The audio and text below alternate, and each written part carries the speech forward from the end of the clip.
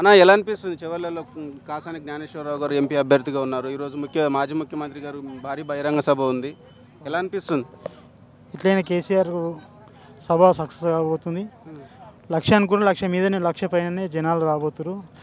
అంత అంగరంగ వైభవంగా జనాలు వస్తారు. అన్ని ఊర్లకు వెళ్ళి సన్నద్ధం అవుతారు. కాసాని జ్ఞానేశ్వరరావు పేరు మెజార్టీతో గెలవబోతున్నారు. అంటే గతంలో రంజిత్ రెడ్డి గారు సిట్టింగ్ ఎమ్మెల్యే ఉన్నారు, కాంగ్రెస్ నుంచి పోటీలో ఉన్నారు, బీజేపీ నుంచి కొండ విశ్వేశ్వర రెడ్డి గారు ఉన్నారు. మరి ఎలా అనిపిస్తుంది వీళ్ళు ముగ్గురు?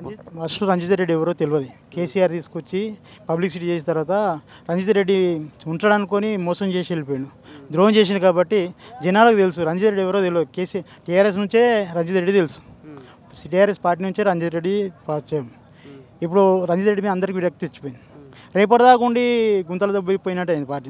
పార్టీలో బతికి పార్టీని గుంతలు వేసిపోయినట్టు అయింది. ఆయన ఒక్కడు పోయినంత మాత్రాన పార్టీ అయిపోతుంది. ఆయన పోయిన వాళ్ళు పోయింది, కానీ ఒక్కడు వెంట అయితే ఎవరు పోలేదు. జనాలు అయితే అట్లా ఎవరు జనాలు. కాంగ్రెస్ ప్రభుత్వం వచ్చి 4 నెలలు అవుతుంది, మీకు ఎలా అనిపిస్తుంది?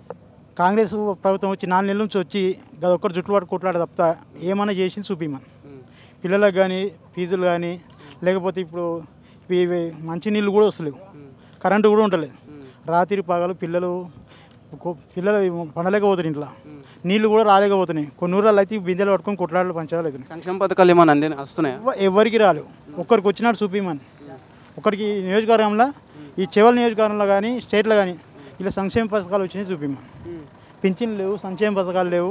ఎవరికి ఒక రూపాయి అయితే ఆమ్దాని లేదు కదా. ఒకటి బస్సు చేసి అది కూడా పంచాదులే, అడవిలో పంచాలు పెట్టారు. ఎలాంటి అభివృద్ధి కార్యక్రమం అయితే జరగలేదు. అంటే తెలంగాణలో 17 స్థానాలు ఉన్నాయి. ఈసారి ఎన్ని స్థానాలు వచ్చే అవకాశం ఉందంట? ఎట్లయినా టీఆర్ఎస్ఏ వస్తుంది పక్క, అందరికీ తెలిసిపోయింది. ఇప్పుడు టీఆర్ఎస్కు ఇప్పుడు ఇంతకుముందు కాంగ్రెస్ పార్టీకి ఎందుకు వేసిరంటే, సరే ఈయన కాదని ఆయన ఎంత చేస్తాడని చెప్పి ఆయన చెప్పిన అబద్ధం మాటలని మోసపోయినామని జనాలకు తెలిసిపోయింది. ఇంటికి కూర్చున్న ముసలవ్వ కూడా తెలిసిపోయింది. రేవంత్ రెడ్డి మాటలని మేము మోసపోయినామని అందరూ తెలిసిపోయింది. ఒకరికైనా ఆ పథకం వస్తే ఇది ఇచ్చిండని అంటారు. ఇప్పుడు ఇచ్చేటే అయిపోయినాయి, కేసీఆర్ ఇచ్చేటే అయిపోయినాయి. అవి ఇచ్చేటి ఇచ్చినా సంతోషపడుతుంది. ఇవి లేట్ చేస్తాయేమని.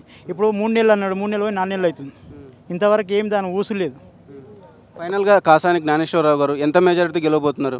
చివరి సెగ్మెంట్ నుంచి 50,000 మెజారిటీతో గెలవబోతున్నారు. ఇప్పుడు ఆపరేషన్ లేకుండానే మోకాళ్లకు ప్లాస్మా ట్రీట్మెంట్. మీ ఆర్థోపెటిక్ సమస్యలన్నిటికీ రోబోటిక్ టెక్నాలజీ ద్వారా తక్కువ ఖర్చుతో శాశ్వత పరిష్కారం. Free consultation. ప్రతి ట్రీట్మెంట్ పై 20% డిస్కౌంట్. ఈ ఆఫర్ కొద్ది రోజులు మాత్రమే. త్వరపడండి. V9 hospitals 9281465842.